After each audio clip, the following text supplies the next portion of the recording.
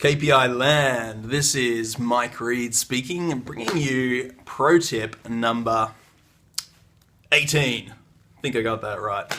Guys, good to be with you. As I said, my name's Mike. I am doing the pro tip today because Glenn actually is up at Splendor on the Grass in Byron Bay, half his luck. And he's left his dongle and his tech and all sorts of things at home, and he asked me if I could step in and give you today's pro tip. Of course, when he did, naturally I went to the bathroom, checked the hair. Have I got the Glenn hair going on? Oh God, there's so much pressure. I don't know, I'm just going to ignore that. And we're going to push on, and I'm going to talk about partnerships today. And I got a question from Beth Powell. And Beth asked a good question, which is, at what point is it appropriate to go from having an initial conversation about a partnership to actually really formalizing that partnership, and how do you go about that? And Beth, it's something I do day in, day out in the course of doing what I do at KPI. And so there's a couple of things I want to talk about, right? There's a bit of context first. There's lots of different partnerships you can be doing. There's marketing partnerships, delivery partnerships. I want to talk about marketing partnerships because I really believe it's the sort of partnership you should be focusing a lot of time and energy in, because it's about how you get your brand and your message and your products into the hands of more people, right? How do you develop more influence in the industry? It's distribution of your influence, basically.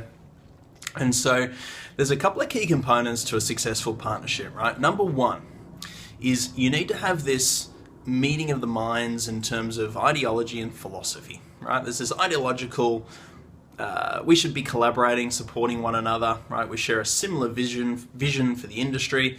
We share similar beliefs and values around the way the market should be served and customers should be served. We share a similar target market without any kind of competitive overlap, and our brands are on message.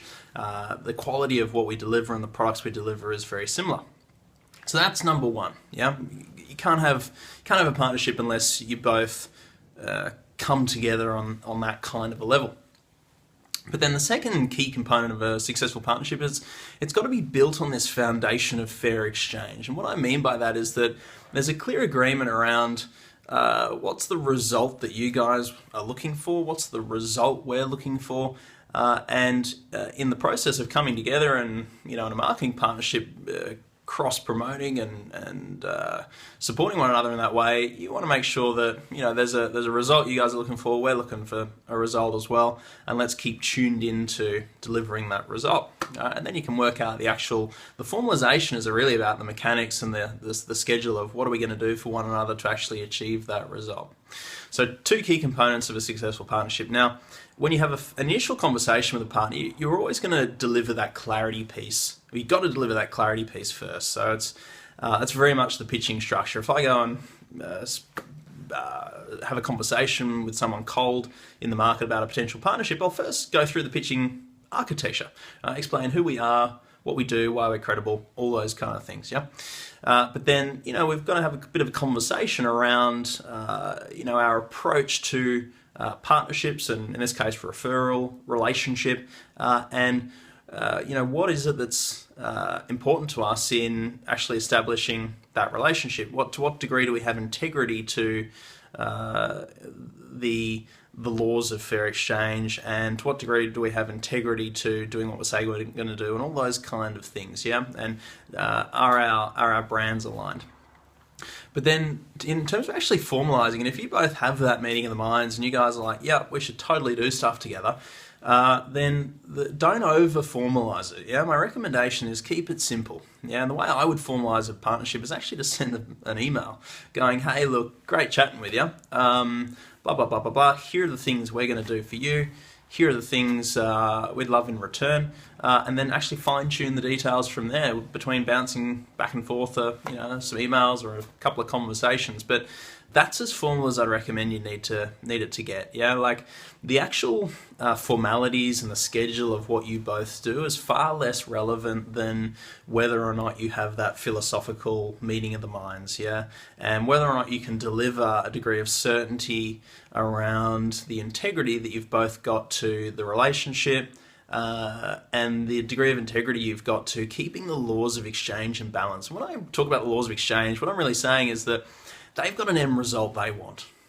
Yeah, like you've got to be very tuned into what are they trying to get done right? And what would make them really happy as a result of them being in this relationship, because it takes time, effort, and energy to to manage a relationship, manage a partnership, right? And so they're not going to put that in unless they're getting an end result. So you want to know what is that result they really want. You want to be really tuned into delivering that over and above their expectation and doing whatever it takes to deliver that. Similarly, you want to get across in a very clear way exactly what would make you really happy in that relationship. And so when you're both tuned into the end result that you want, the agreement around the schedule of activity or what you'd both do to actually get to those end results, in my experience, is actually far less relevant. What's more important is going, look, here are the things we're going to do, but ultimately, right, beyond what we agree, right, I'm tuned into this is what you guys are really after, and that's the result we're committed to.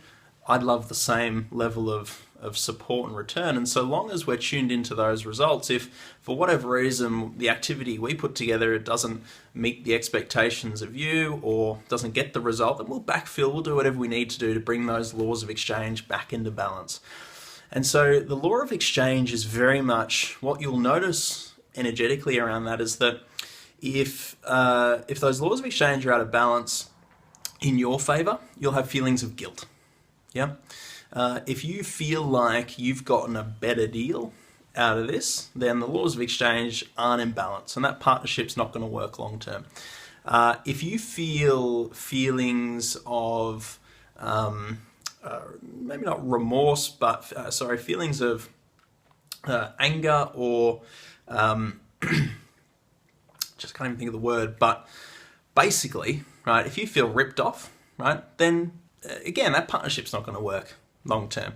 So you want to be very tuned into, in advance, right? What are the expectations you've both got that would make you feel really happy, right? And then the way you feel that relationship over time is feeling, look, in moments where you feel like you've gotten a better deal, right? Then you need to do something to bring. I ate some nuts before I did this video. Terrible freaking idea. Don't eat nuts before you need to talk. Anyway, what I was saying was you'll need to do something to bring them back into balance, vice versa, yeah? So formality, don't make it too formal, keep it simple, both be very tuned into the results you're both looking for, stay committed to that, and so long as you do, you have a high degree of integrity of that over time, you're going to have a partnership that works really well. In human relationships, if you try and contract yourself into doing something or formalize it too much, right, it's like a stick in the mud. Yeah, no one wants to be a stick in the mud. You want to keep it cool, keep it cash, keep it relaxed, but have a high degree of integrity to keeping them happy. Right? As long as they do the same thing for you, then you've got a really great working relationship. Hope that's been useful, guys. Sorry for the nut coughing fit in between. Enjoy the rest of your weekend and chat to you soon. Ciao.